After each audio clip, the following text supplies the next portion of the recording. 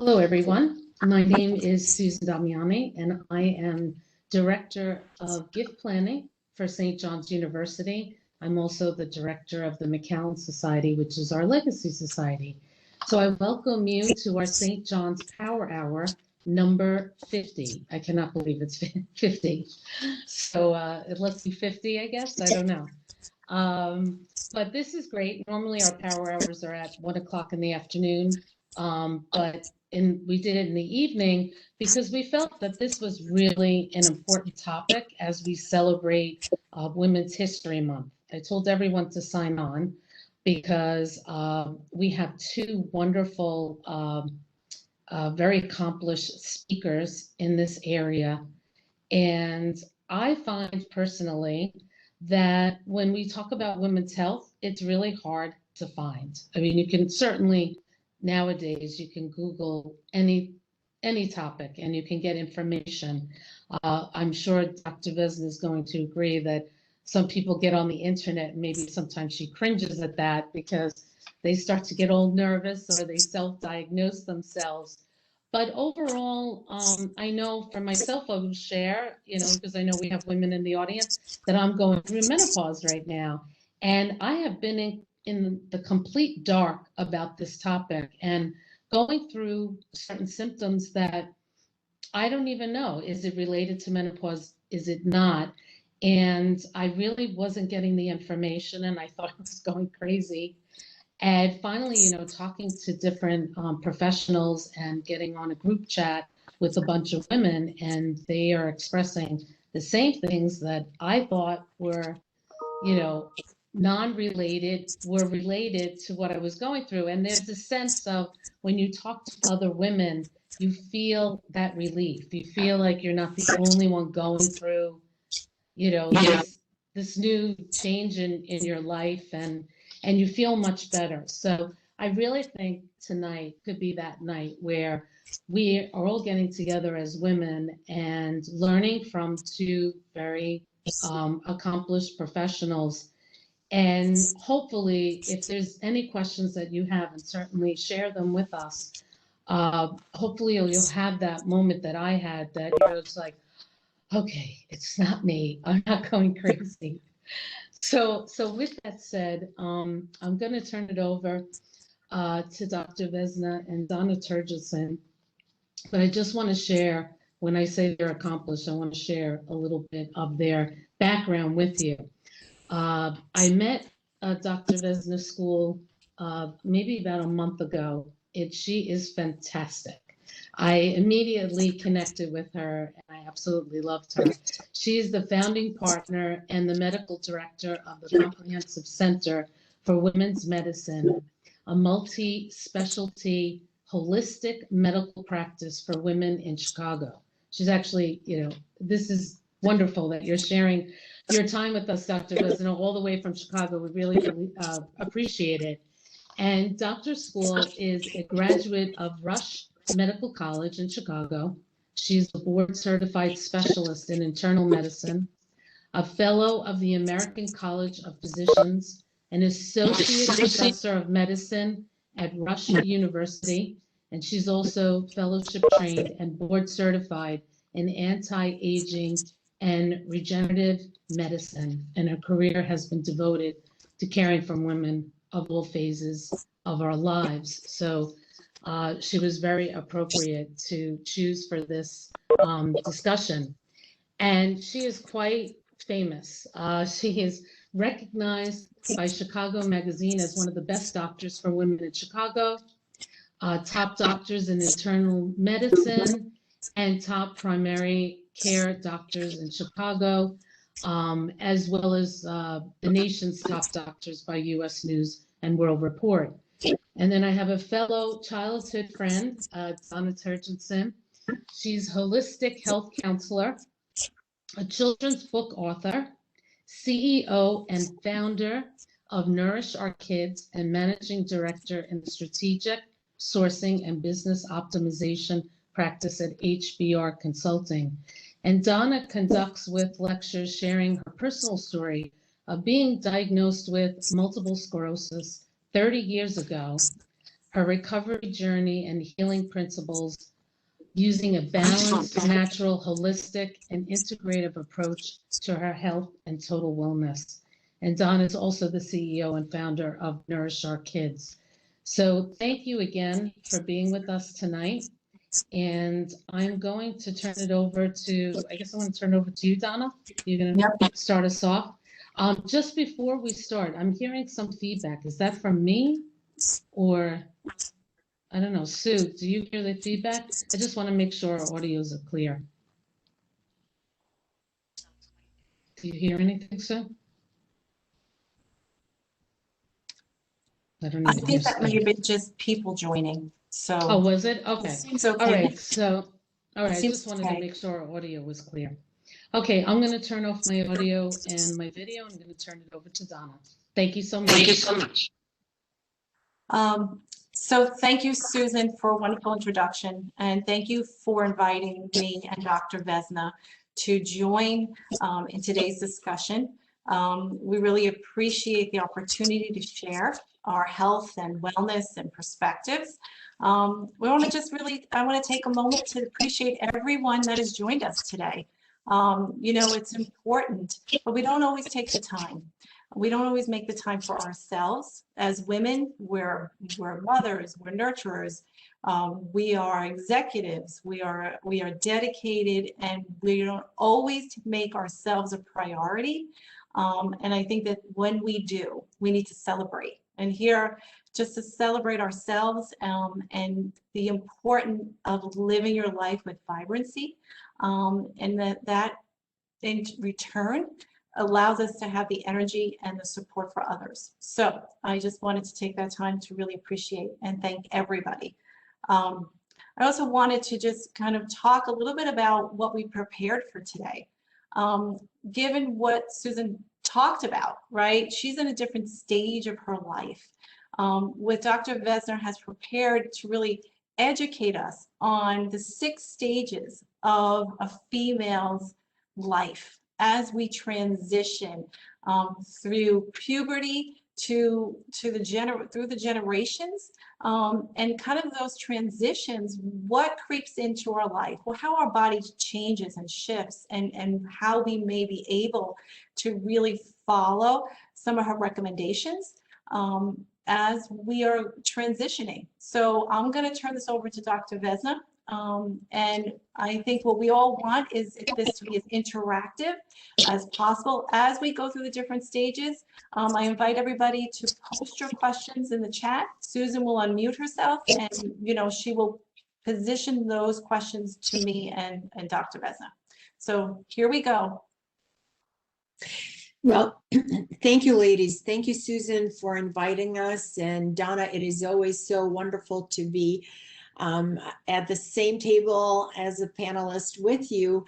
I am really always fascinated by the power of positive lifestyle that you embody. And you are a perfect testimonial that we are really in charge of our own health. And there is so much we as women can do for everybody, as you say, but we actually can do a lot for ourselves if we just stop for a minute and reflect on what's necessary. It would be very interesting to me to find from our audience which one of the categories, majority of them, fall. And actually, maybe that's possible, and Sue can help us out. I don't see the raise of, oh yeah, I see a little hand.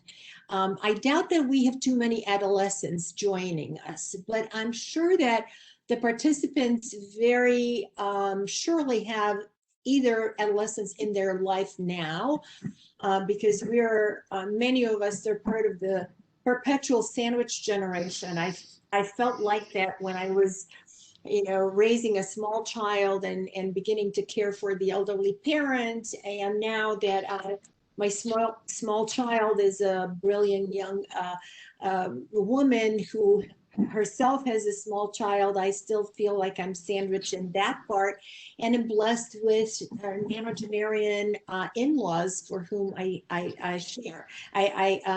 care.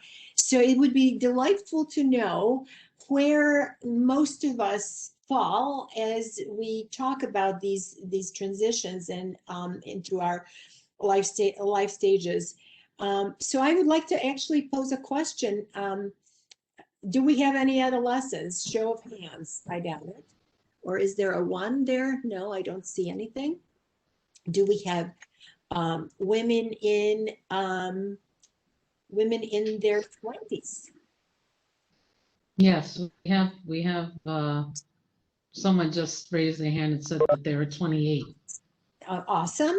And then what about the millennials, 30s into early 40s?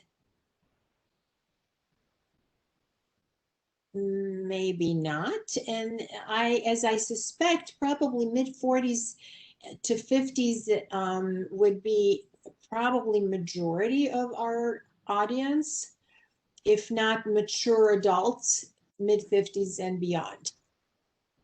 Someone told me they were a working mom. We have 50s. Okay. Well, I think that We might have a little bit of everything. a little bit of everything. So I think so.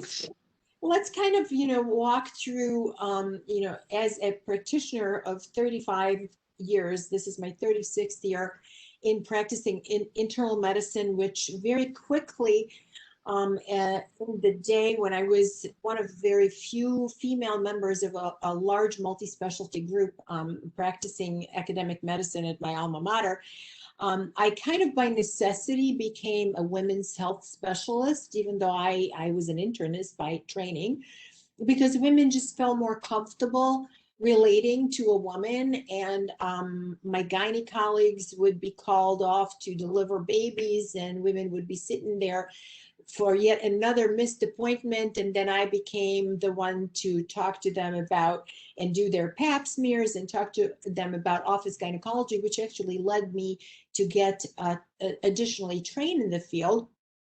And in my career, I've really then cared for women in all phases of their lives and have now been aging with my patients and enjoying second and third generation patients, which is really a privilege and a joy for me as a practitioner.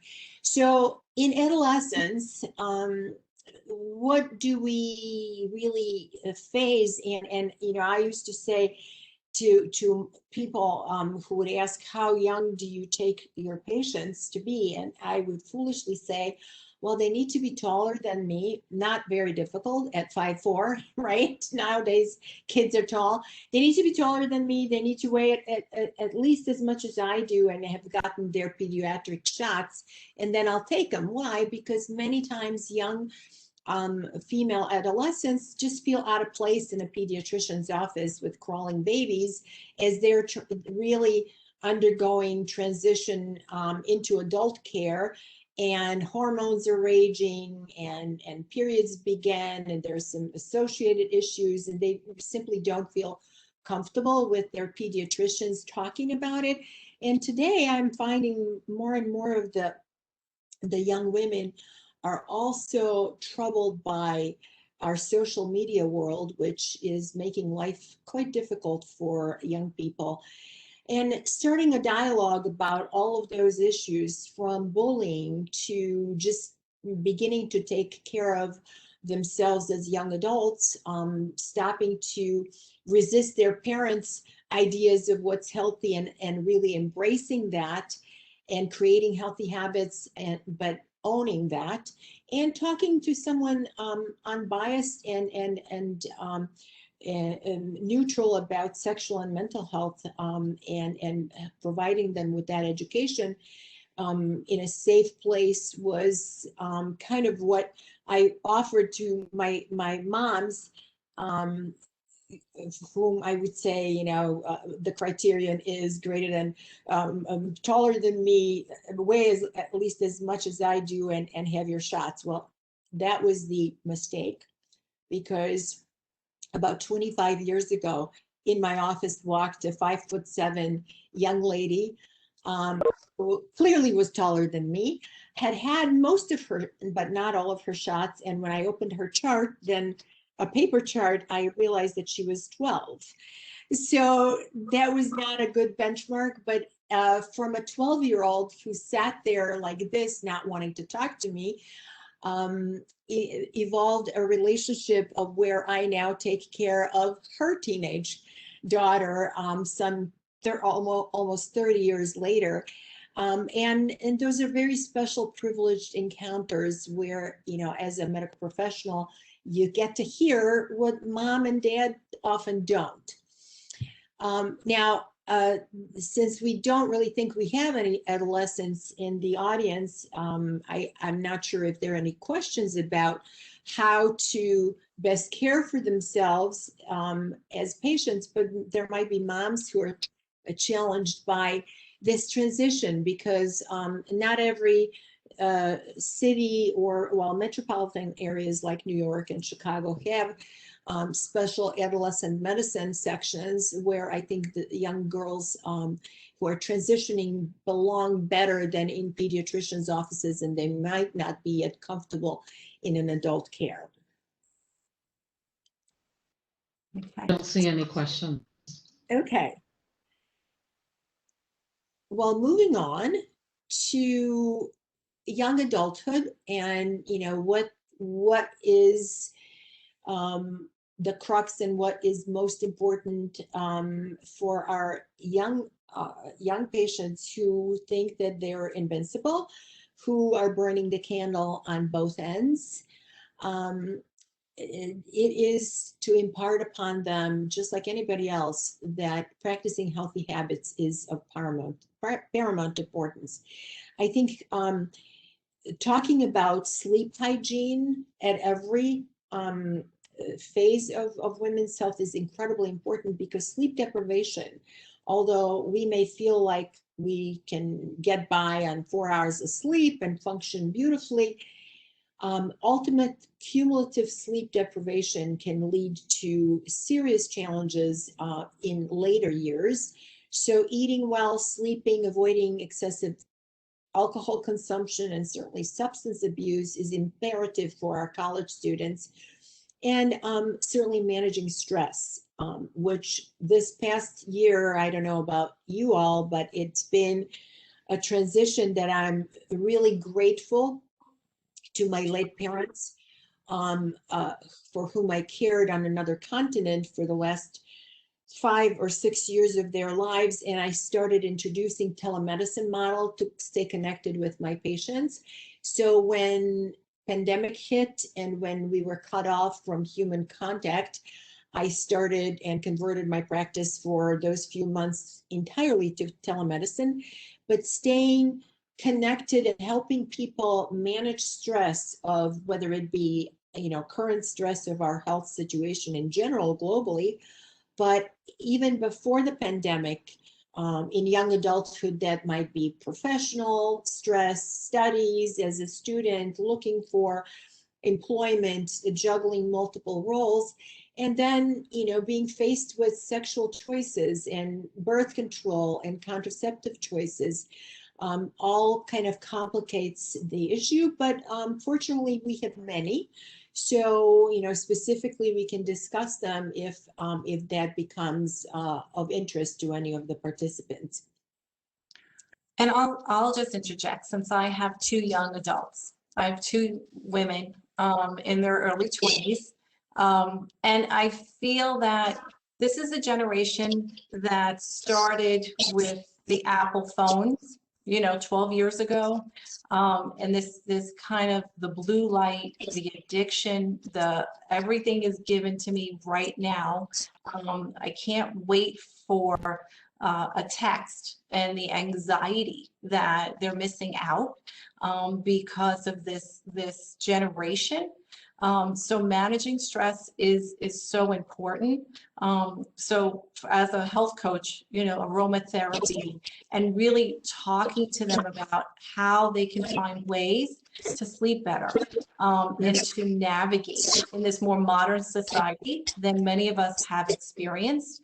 And so it is all about the new stresses that exist in today's young adults than previously.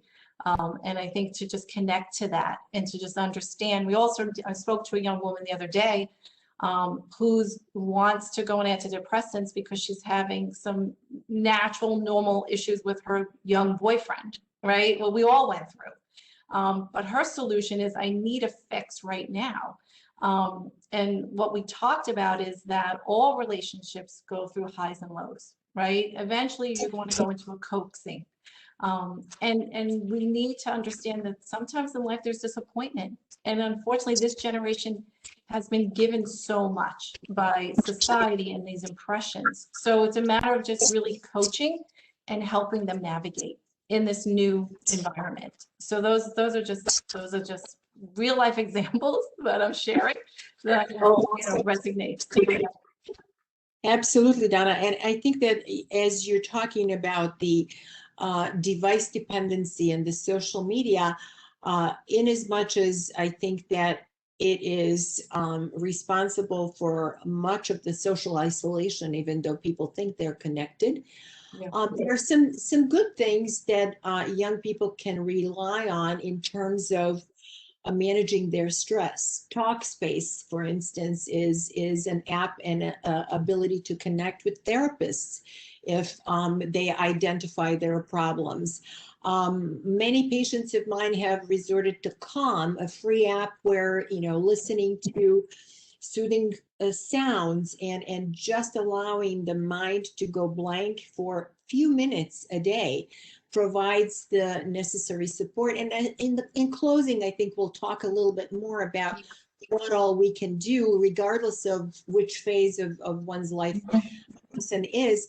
But you're absolutely right. I think that the pressures on the young adults, as well as what surrounds them, is different than when we were growing up. And I think with that and the current global circumstances of the pandemic come very real challenges that are sometimes seemingly unsurmountable.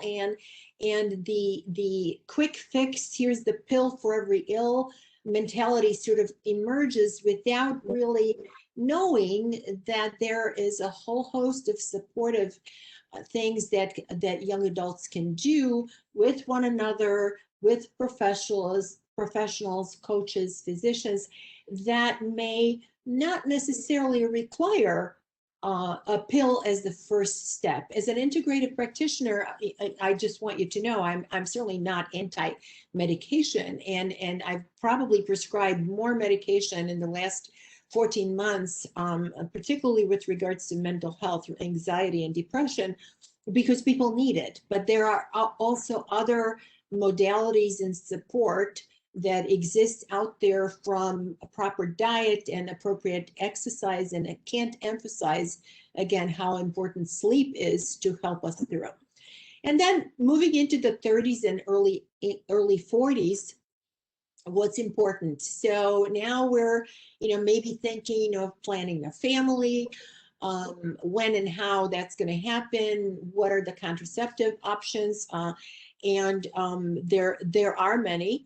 In addition to the obvious and the easiest, which would be hormonal methods of contraception, but there are non-hormonal IUDs as well. And for women whose health is affected by hormonal fluctuations, I am more and more really gravitating towards non-hormonal and easy ways of contraceptive support through non-hormonal IUDs. Which are highly effective and don't interfere with the natural cycle of hormonal changes, which are there for a reason. I think that conversations for my patients in their 30s and even into early 40s about, achieving their most vibrant, healthy state as they plan for pregnancy are not uncommon at all, because pregnancy in most of my patients is not an accident, but a much planned and cherished and wanted event. And then postnatal planning with understanding of what, that it may not be all cherries and ice cream. after that baby is born, juggling multiple roles and certainly watching for postpartum depression, recognizing and treating it is incredibly important. And this is also the decade when it is important to speak with the health professional about some basic health screenings, cervical cancer screening. Again, we've talked enough about mental health, and then recognizing that this is often the time when many women start to manifest what we've seen a lot more of in the last 20 years of my 35-year-old career, and that is emergence of autoimmunity. And why is that? I think we live in a very stressful and toxic environment. Toxic not just from the perspective of stress and mental health, but toxic in terms of breathing and drinking and eating toxic substances that were not surrounding our grandparents. After World War II, there were less than 30,000 toxic substances registered with various agencies, and CDC now describes nearly 100,000. And when I first started lecturing about toxins and environmental medicine about 10 years ago, there were 87,000 registered toxins with the CDC. We're close to 100,000. So on a daily basis, we're exposed to substances that are unavoidable, and many of them actually have cumulatively led to some of the emergence of autoimmunity that can first rear its ugly head in the 30s and 40s. So, being tired all the time is not normal, or having aches and pains and headaches and insomnia is not normal. So getting to the root cause of it is incredibly important, and having the conversation with your health provider about it is very important. And I want to love that Dr. Vesna brought this up, because we talk about environmental toxins and we talk about the hidden toxins. I feel that was the root cause for my diagnosis, and in my 20s, living by LaGuardia Airport, my parents were smokers. I commuted into the city since I was a young girl in high school. Got married, moved into a brand new, renovated apartment, the polyurethane, the paints, unknown to me until I started having what Dr. Vesna was describing, tingling sensations in my hands, tingling sensations in my legs, dead leg syndrome, chronic fatigue, waking up tired, went to bed but waking up still tired. And it wasn't until we really got some diagnosis that we realized there was something going on in my young body. And then later on, taking a more natural approach, realized that I had unbelievable high formaldehyde levels in my system. And so and we'll talk a lot about detoxing. I think there's a question come in about how do you prevent autoimmune diseases, and I think we'll talk about the air quality, the products that you buy, being a researcher, knowing what is available in a more natural state is kind of what I'm a proponent of. And when you can't, then you just allow yourself to go through a natural detoxing, which is what I did for 7 years, and so that's how I regained back my health. So it is important discussion to talk about. So thank you, Dr. Vesna. It's actually very important to be listening to your own body and Yep. its signals, and just making note of them, and not forgetting to actually begin to deal with them. I think as we move with further discussion, and in general, Donna, you were talking about food we eat and products we use. The Environmental Working Group, EWG.org, is a great source of information. And every year they just published their new 2021 Dirty Dozen and Clean 15. So if you don't do anything more nutritional wise, but to recognize that there are a dirty dozen fruits and vegetables that should never be consumed unless in an organic form. And then there are some that, you know, we can buy conventionally grown. If that's all you do is you go to the grocery store and prepare your meals, I think that's a take home that's incredibly valuable. They also talk about the home care products and personal care products that you could choose from to avoid the assault of these toxicants that are in our environment. And there's really no running away from them because they're there.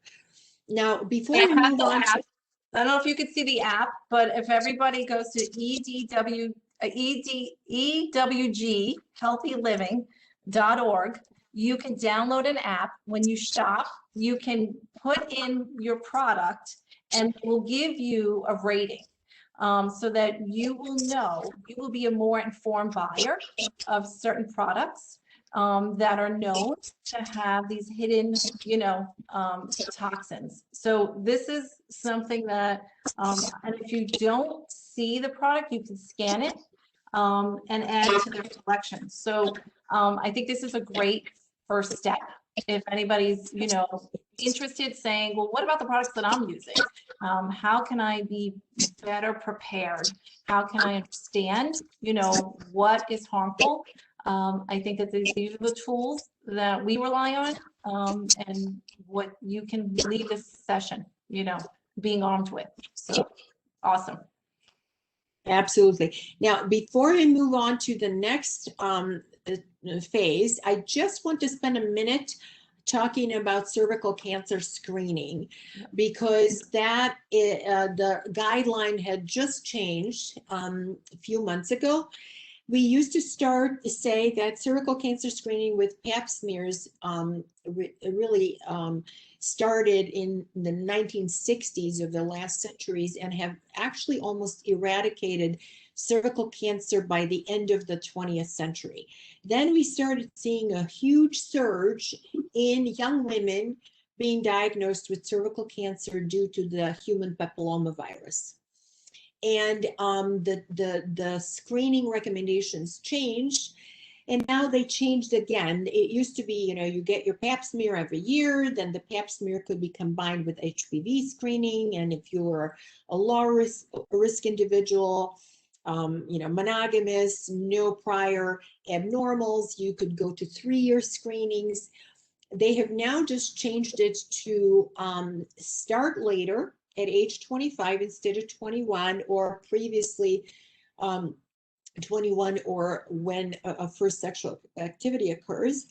And they're now recommending getting started at 25 and getting tested for HPV every 5 years, or every 3 years with combination of, if you don't have access to such testing, with Papa Nicolau smear. I just have an observation and a comment which goes against the guideline.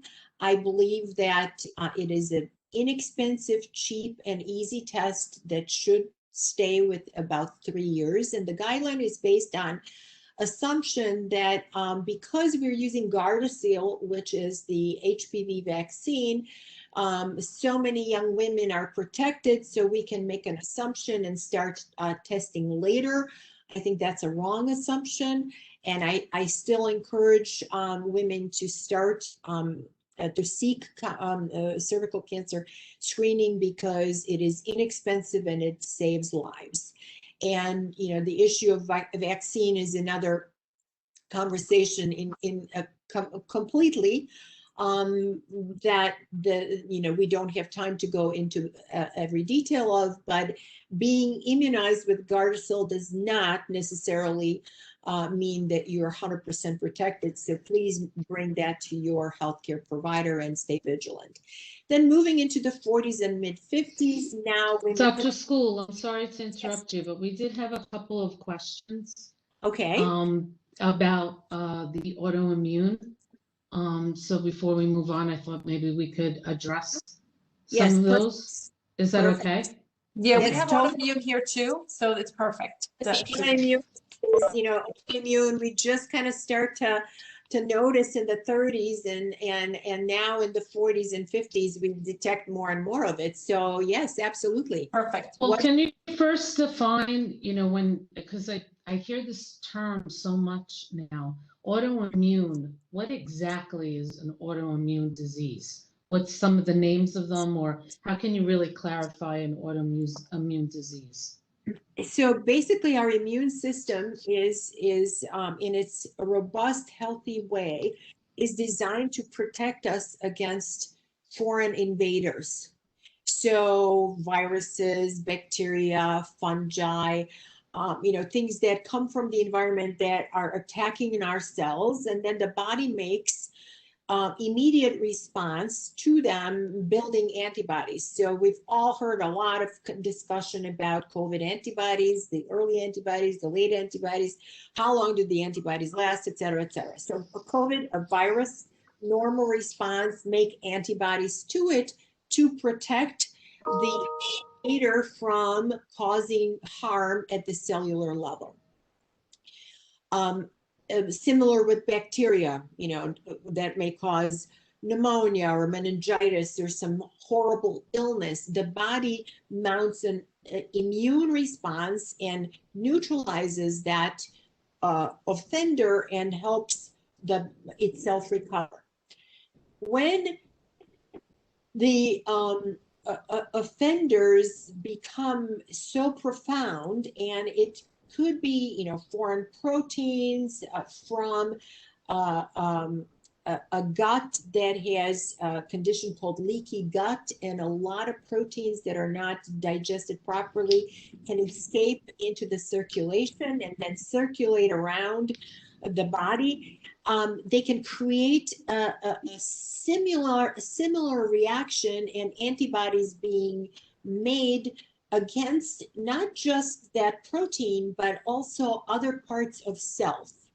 So autoimmunity then in turn results in illnesses and conditions where the body mistakenly recognizes parts of self as foreign, and here they are, antibodies being formed against some of the most common conditions. One's thyroid, Hashimoto's hypothyroidism, which in medical school, which was not the dinosaurs, although some would make you think that being in med school 35, 40 years ago was with the dinosaurs, but the professors said, hey, study this for the exam, you may see 1 or 2 cases.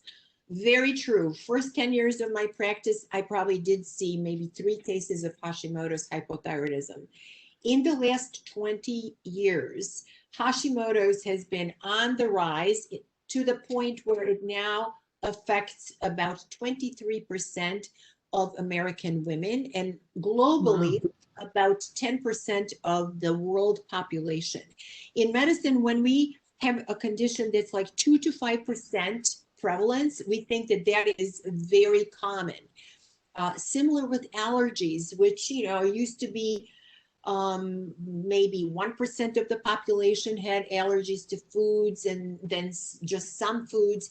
There isn't almost a human nowadays that doesn't have some sort of restriction, whether it's gluten or the dairy or nuts or tree nuts. So there was something in the environment that created that change, because for this to be ascribed to genetics, it would take generations to develop an allergic illness or an illness that manifests itself with regards to self-destruction.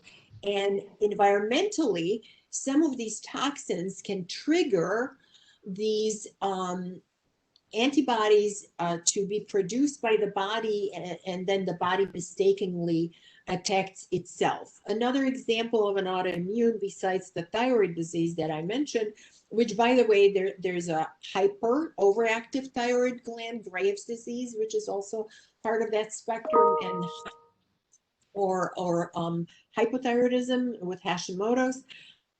Lupus, many of you have heard of lupus, mixed connective tissue disease, MS, as Donna was talking to you about, celiac disease, the inflammatory bowel diseases, to name just a few. So hopefully that helps the viewer understand a little bit about how Yeah, it's thank you. different, what the major conditions are. Yeah, that leads into one of the questions. We were talking about hypothyroidism.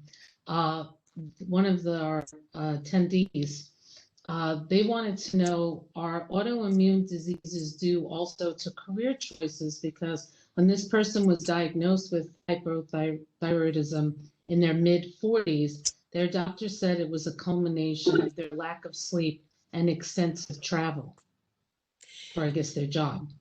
Well, I think that's stress. This is where stress comes in, you know, and lack of sleep and taxing on our adrenal glands, which are incredibly important modulator and regulator of production of nearly 80 biologically active substances, not just the stress hormone cortisol and adrenaline, which they're known for, but many, many other substances, and they closely can communicate with the entire endocrine or a glandular symphony of the body. We have a master gland, pituitary, which sits at the bottom of our brain, that sort of is a conductor of this hormonal symphony, which really gets to be pronounced in middle age. And, you know, Susan, I believe you shared early on some of your own personal history in women facing, you know, the pinnacles of their careers. So a lot of stress there, good stress, bad stress. The body doesn't really know it. But we're also changing from postpartum, and you know, the hormones are no longer there needing for reproduction. They're gearing towards the downfall and menopause, and these hormonal shifts lead to a variety of things, and can certainly also bring about some of the autoimmune illnesses. So in 40s and 50s, you know, frequently, again, the chief complaint may be the same for the 20-year-olds and 30s and 40s. Most common, one of the most common chief complaints is, I feel tired all the time. And then it's upon me to help you peel the layers of the onion and figure out, why are you tired? Is it a manifestation of an autoimmune disease? Are we entering the decade that is actually surrounding the actual cessation of menses, called perimenopause? So in North America, menopause occurs at 50.7 years of age is the mean age of menopause. So 50 plus minus 5, 45 to 55, there could be these roller coasters, and the energy waxes and wanes, and hormonal shifts are occurring.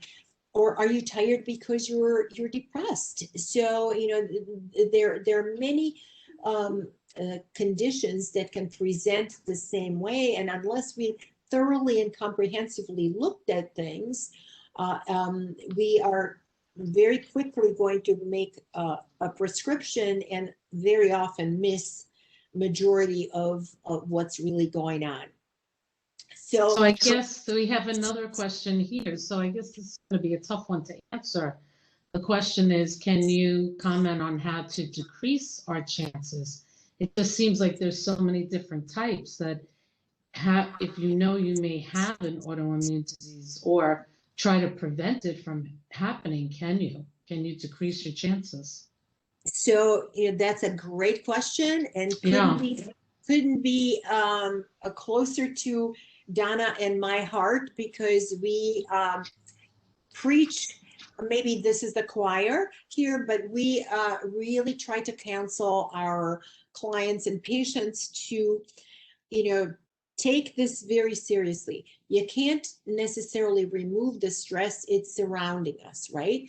But we can learn how to position ourselves towards that stress and to incorporate into our life simple things that are, you know, beginning of stress management that cost you absolutely nothing. learn how to breathe. Start the day with some breath work, start the day with some mindfulness, meditation, prayer to decrease the stress. Now, what about the toxins? We mentioned they're on the rise. Yeah, eat cleanly. But even if you are an organic eater, and I have not purchased a non-organic food item in over 30 years, I am also an organic gardener, and I'm a certified raw organic chef. I can't expect my patients to be all of that, but I can expect my patients and share with them a protocol of unburdening our major detoxification organ, our liver, for 10 short days every season and doing a detox. Now, detox may conjure all kinds of images into people's minds. It could be a gallon of, a cayenne pepper, lemon water, and molasses. I'm not talking about that. I'm talking about unburdening the body from having to process protein, animal sourced foods that are frequently the major culprit in introducing these environmental toxins like xenoestrogens and hormones and antibiotics through meat that's not clean, or pesticides and herbicides through the non-organic produce, or inflammatory substances through dairy. So once every season, and this is, we are embarking upon beginning of spring here, and I would love to invite everybody on this call to join Donna and myself. And I think I may have heard Susan. Maybe Susan. And, Maybe Susan. And That's right. Right. Going to join us. And even I'm try it. I'm Eastern European, and I know Don is Italian. We, our culture, we love through food, and that food is not always the healthiest, even though, in Croatia, where I'm from, continental part, Viennese, butter, cream, a heart attack in my dad at age 40. And talk about transformative and intelligent way. My mother, who was a math teacher, not a scientist or a doctor, transformed my dad's life and gave him 46 additional healthy years. Not knowing what we now know, but intuitively saying, hey, here in the continental Croatia and the Viennese cuisine, we're using all these things, but look at the people along the Adriatic coast and Mediterranean. So as a 10-year-old child, I started eating Mediterranean diet. And perhaps at 65 today, I am on no medications, I have no health conditions, and thanks to my mother, started living the healthy lifestyle, which transformed my dad's cardiovascular issues and stressful job. He stopped litigating. He was a litigating attorney. He stopped smoking. He lost about 10 pounds only, and he was not ever overweight, but entirely started exercising, walking to work. And we have tons of opportunities to, if not, to prevent and sometimes even reverse the conditions that our environment and stress and toxins have created in our lives. So yes, we have absolute control over that. And by doing these cellularly directed food choices and becoming vegan for 10 days every season, we can help our bodies restore and regenerate and reset. And we can also help in a weight loss arena, which strikes perimenopausal and menopausal women. And, I hear about the 10 pounds of menopause and perimenopause that often in COVID turned into 20 pounds because there were too many Zoom cocktail hours, etc. We can reverse and reset all of that. And I agree, and I think you don't have to be afraid. So I saw some notes about, how do I prevent it? And I think it's going back to how we started. Know thyself, know yourself, know what your triggers are, know when that headache comes, know when that upset stomach comes, know what is the catalyst. And those are things that I had to do for myself. I had to go back and rewind to say, what happened? How did this start for me? And it was incredible stress that led my body to become depleted and allowed my system to respond unnaturally for a 26-year-old. And I feel that when we go through those experiences, it's a trigger, and we have to then reset ourselves. And, you know, although the doctor told me there was no medication and I would be in a wheelchair at a young age, that never happened. So, and as Vesna's talking about food is your medicine, but it also can be your detriment. And so when I found the Natural Gourmet Cooking School, I had a teacher who was explaining to me the nurturing, beautiful foods that are given to us, and that we can start creating healing meals. And like Vesna said, you know, living in an Italian home, eating a lot of bread and pasta, it was really weird. But over time, if I had a way of eating in line with the seasons, eating local, being more, I think, paleo, less meat, more fruits and vegetables, I felt better. All of a sudden, my body became balanced. I started feeling better.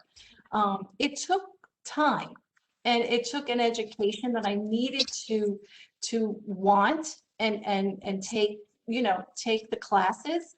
But I was definitely motivated. And I wanted to change the diagnosis. And with weight gain, and I noticed somebody's question came in, again, you don't have to accept the weight gain, during menopause. Your body's naturally going to change.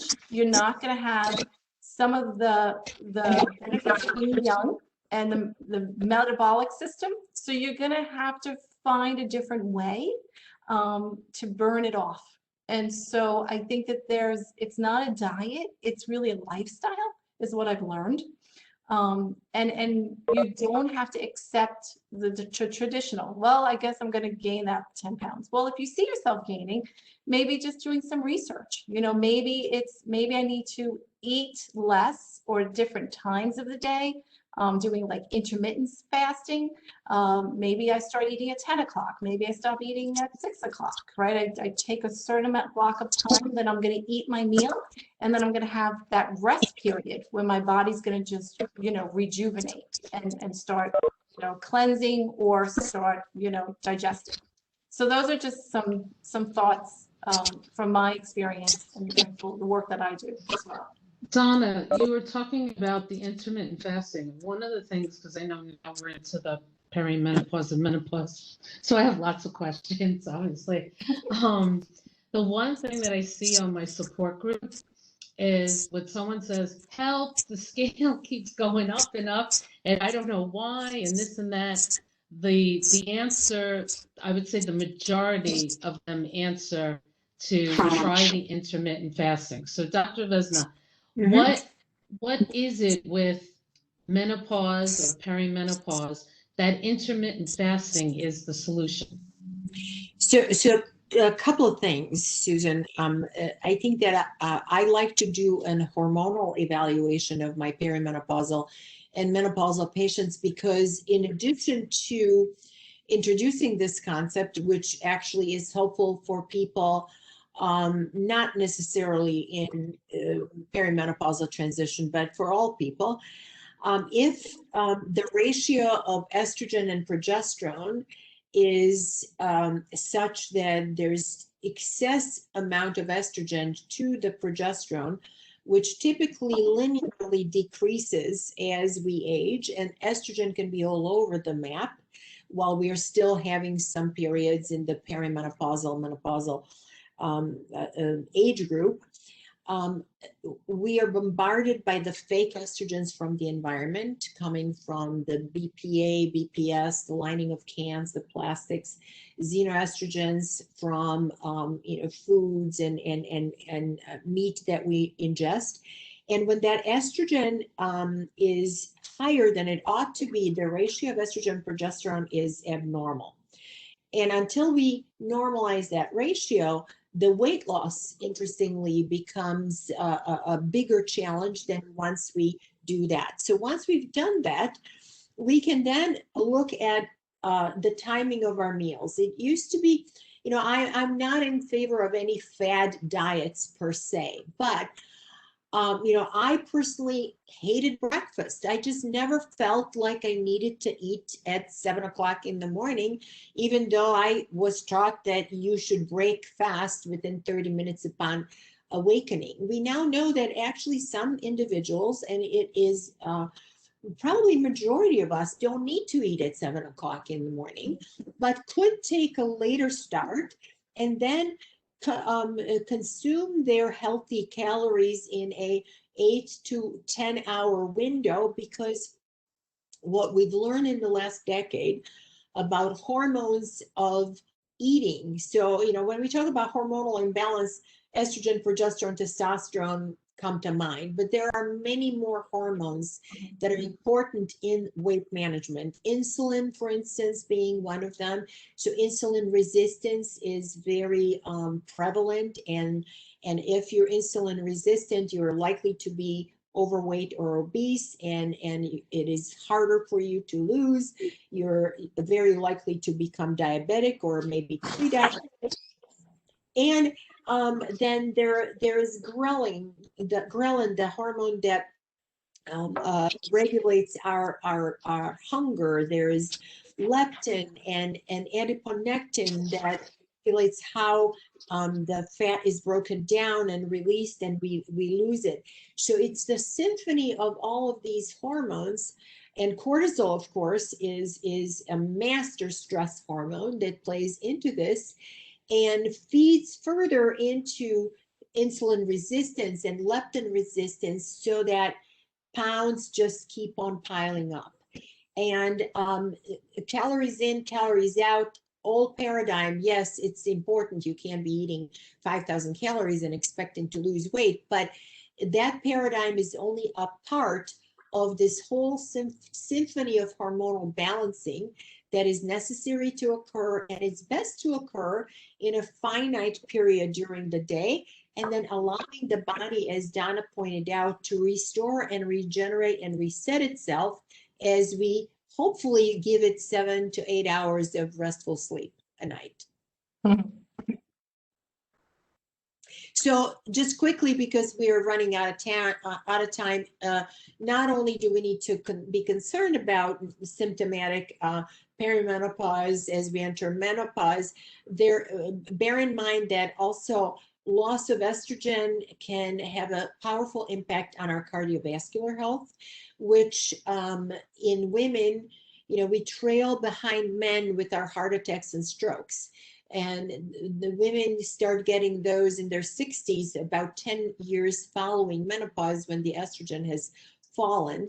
So replenishing our estrogen with bioidentical estrogen, or a healthy way of eating to support production of estrogen in extragonadal non-ovarian tissue like our adrenals, is very, very important, because cardiovascular causes are still #1 killer of American women, and we mustn't forget that. So listening to your body and recognizing that cardiovascular health in women may present very differently than in men. So it may not be just a crushing chest pain, an elephant sitting on your chest, and pain going down your left arm that's a sign of a heart attack. It may be, again, here comes the profound fatigue, feeling like we can't get out of bed, or having indigestion or heartburn. Those could be the subtle signs, instead of crushing chest pain, that may be signaling, especially if they happen with exertion, that may be signaling it's time to get our heart checked and start screening for cardiovascular disease. By the time we're in our 40s and 50s, and if you're my generation, we were sun worshipers, and baby oil and foil sitting in the sun. So skin cancer and skin checks are also very important. And our skeletal health, we don't really think about our bones very much, but osteoporosis from genetic sources and inadequate diet and sedentary lifestyle and smoking and too much alcohol. It can be devastating later in life illness, which is preventable. So getting started on a exercise regime, supporting the core, doing, exercises that support our skeletal strength is very important at this time. And also breast. Bez, you want to talk about breast and colon? And let's talk about that. Yes. Yeah. So as I just kind of glanced over 5 or 6 different organizations that write guidelines, for cancer screening, they do not agree on when to start and when to end. So here is, it's in our court as women to recognize, do we have a genetic predisposition? And it doesn't necessarily have to be BRCA1 and BRCA2 genes, although many of you have heard about those. Certainly, if that runs in your family, you need to start screening and screening more aggressively with diagnostic mammograms, which is a 3D mammogram combined with the ultrasound at a younger age. But the consensus for the 40s is very, very gray and fuzzy. However, with family history, I would start screening in the 40s. Screening younger women under 40 is really futile because dense breasts can actually obscure a small malignancy, so that is not helpful. But in the 40s, if we start screening in the 40s, it should be every 1 to 2 years and not just once or twice. But many of the organizations like American Cancer Society, American College of Physicians, and American College of Obstetrics and Gynecology, the United States Preventive Task Force, all agree that between 50 and 65, we should all be screened regularly and annually. What happens to women like myself after 65? Well, if I live to be 65 and I'm healthy, my chances of reaching 100 are greater than a 35-year-old's chances of reaching 100. So I should maintain some form of screening. It is believed that 1 to 2 years of mammograms should suffice up until age 75. And then what happens then?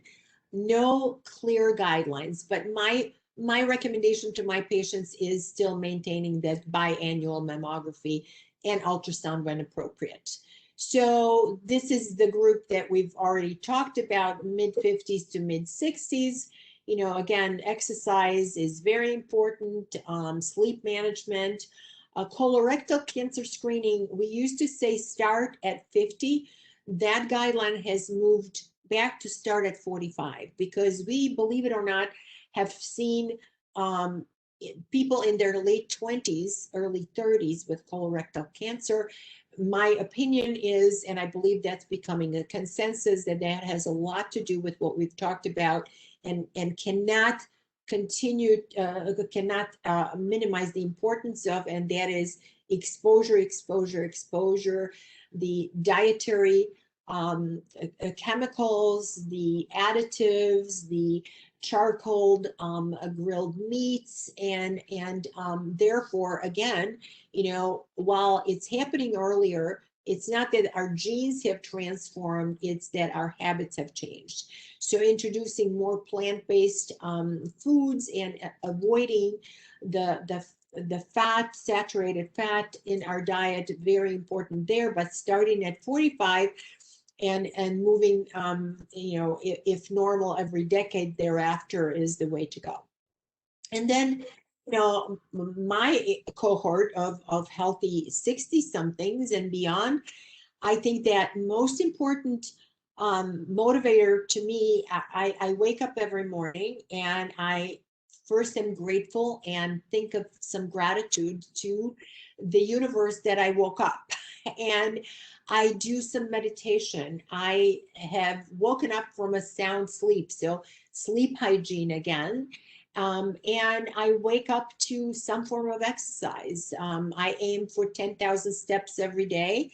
I've actually just recently hired Donna's personal trainer, and I am doing Pilates twice a week. And I want to be stronger and healthier and will not succumb to my genetic deck, which is one of osteoporosis and deformity, as my mother had, albeit she lived to be 91, by really strengthening myself and my skeleton and, being as healthy as I can for my 10-month-old granddaughter. Continuing to, look for and not forgetting, just because we don't get to do pap smears and cervical cancer screening in our 60s, ovarian cancer, for which we do not have a good screening test, is incredibly important, and a visit to your gynecologist or a primary care physician for a bimanual pelvic exam and feel of your ovaries is incredibly important. And then metabolic screening, we've talked about, which put us at cardiovascular risk, very important at that at this point in our lives. And then I think we're going to talk about, a lot of brings it down to, taking a 21-day challenge. And we've talked a lot about these topics of sleep and exercise, cleansing, managing stress, and just staying connected, right? Socialization. We've all really dealt with over a year of, limiting our we're social beings, right? We want to connect to each other. And so how do we do that as we're coming into the next phase of vaccinations, and how we can maybe social distance and we can be somewhat, together? I think that's what Vesna talked about in the last slide. Socialization is so important, that we don't feel isolated, that we don't get depressed. And I feel like this forum has been amazing, where people can connect, and see each other, and have thoughtful, meaningful conversations. And I feel you don't need to be physically connected, as long as you're comfortable being on a computer screen at night. So, so some of this deck, I think, Susan, is going to be shared with everybody. Yes, we'll share with Yeah. everyone. Certainly. Okay. Yes. Thank you. And, what a pleasure and honor to be part of this and connect, even though we haven't seen all of you who have been with us. But again, thank you, Susan and Sue, for making this possible. And I would certainly be happy to answer participants' questions if they arise even after this event. We're over, but we can stay to. We just want to say thank you. And if anybody wants to share some questions.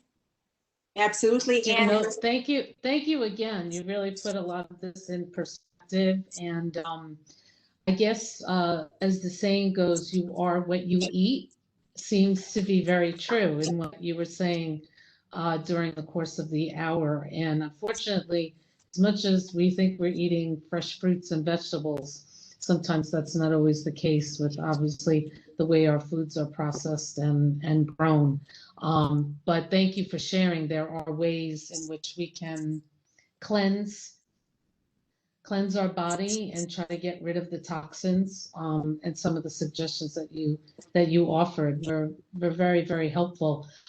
Since we're still in this pandemic mode, could you share a little bit of your thoughts and medical expertise about this vaccine, and how you feel about getting the vaccine, to hopefully it will help us be more guarded and more protected against the virus? Well, I think that it is wonderful that the evolution of the development of this vaccine has truly been unprecedented, and it is fortunate because I am not necessarily a great proponent of annual flu vaccine. There are definitely some vaccines that are lifesavers, but our innate immune system should be able to handle what comes its way. Not the same with this horrible virus, which is evident by the fatalities that not only in this country, but globally. So having at our disposal 3 very effective vaccines is a godsend, in my opinion, but not to forget that even when fully vaccinated, like myself, I could still potentially acquire a variant because they're very infectious, these new variants that are emerging, and without much harm to myself or symptoms whatsoever, transmit it to others. And it is for that reason I mask up when I'm in public, and I expect my fellow humans to do the same. So I think that until the virus is extinct and extinguished, and it will extinguish itself with enough people being vaccinated or having a native immunity, we have to respect one another and wear masks in public and be careful with non-vaccinated individuals in public gatherings. But I think as more and more of us get vaccinated, I really am looking forward to sitting. Still, my preference is in an open door dining environment with friends. This is a great forum, but it doesn't replace the human contact.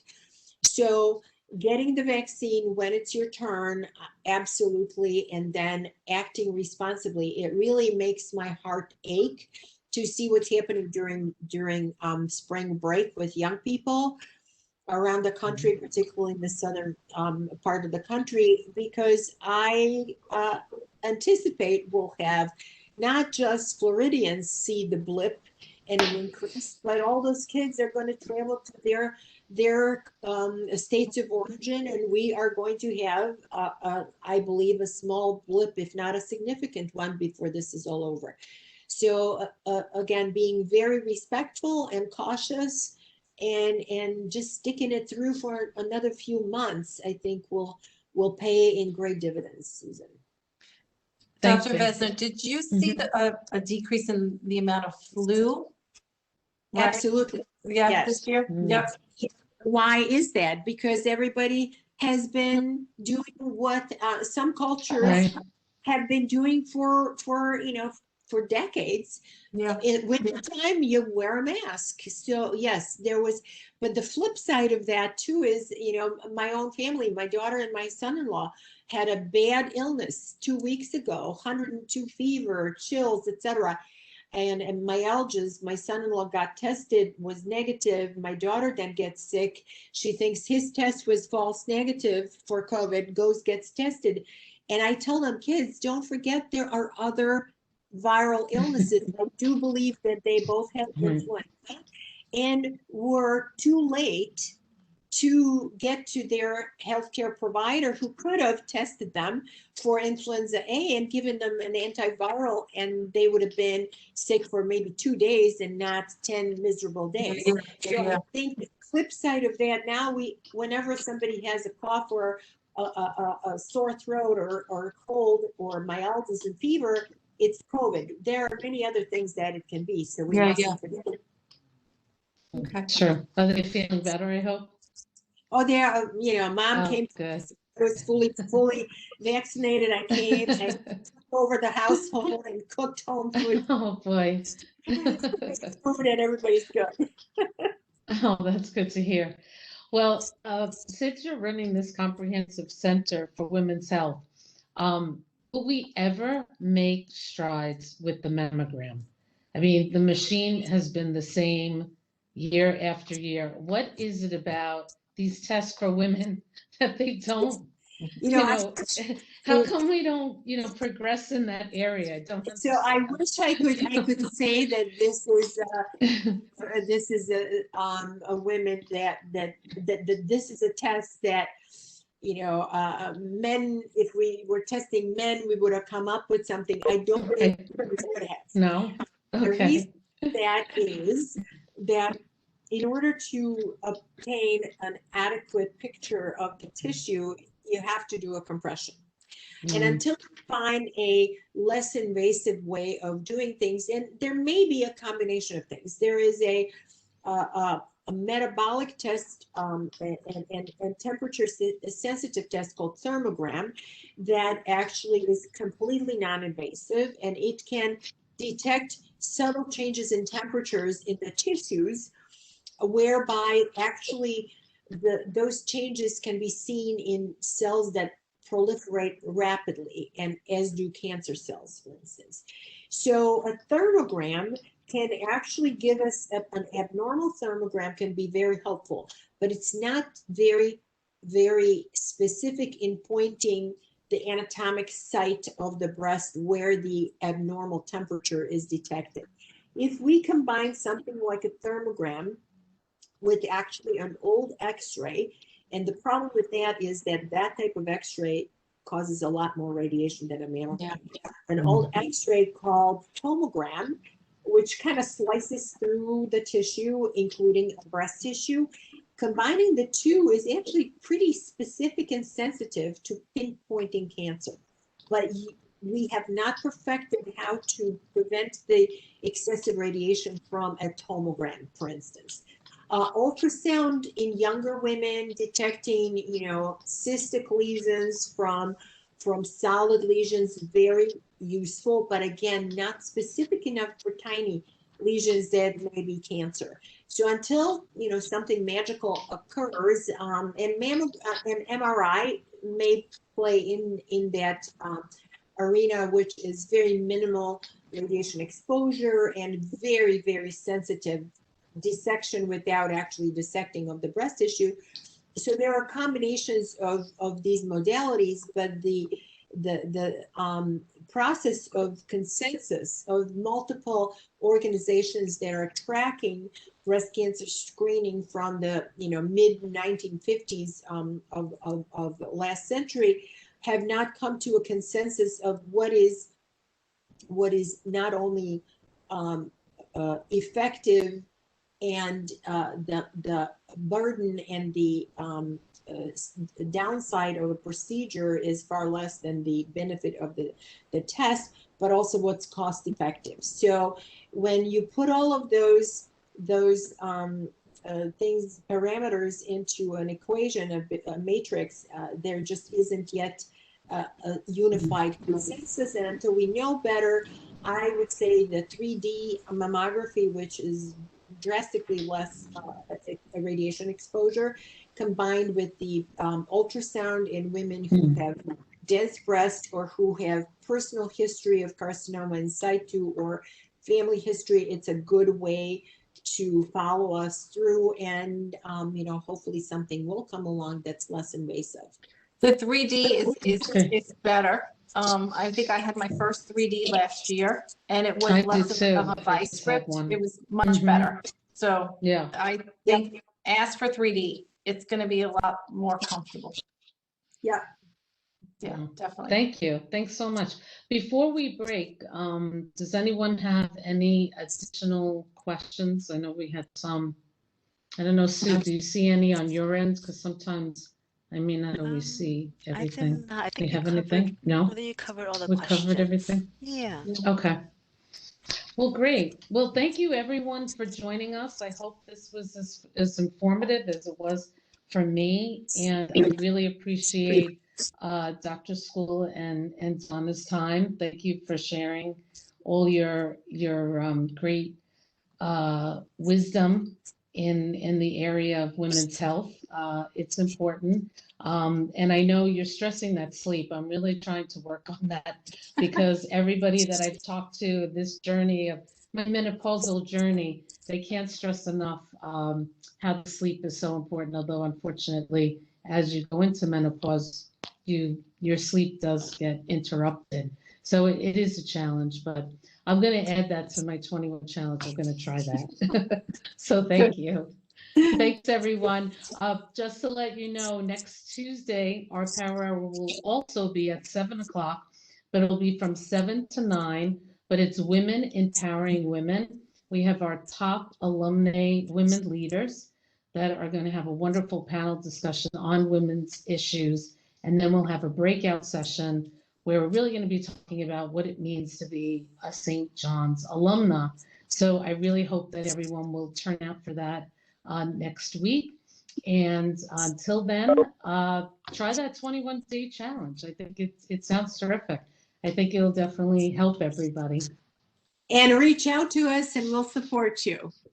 Yeah, and the other thing is, Vesna, you really helped us because every Friday and every Saturday, especially during Women's History Month, we've been offering complimentary workouts, and they have been wonderful, and attendance is growing because I think everyone has seen how great they're feeling in doing this on a regular basis. So please, everyone, you'll probably get some information about it Friday at 8:30 and 10 o'clock on Saturday. So please join us for that as well. So thank you again. Have a good night's sleep. Good night, everybody. And we will be sending all the information that was mentioned in this session. As I think you mentioned, the Talkspace, the CALM, and the ewghealthyliving.org. Is that right, Donna? Yep. Okay. We'll make sure we'll get all that information to you. Thank you so much, everyone. Have a great evening. Have a Sleep good well. night for having us. Okay. Thank you. It's been a pleasure. Thanks so much.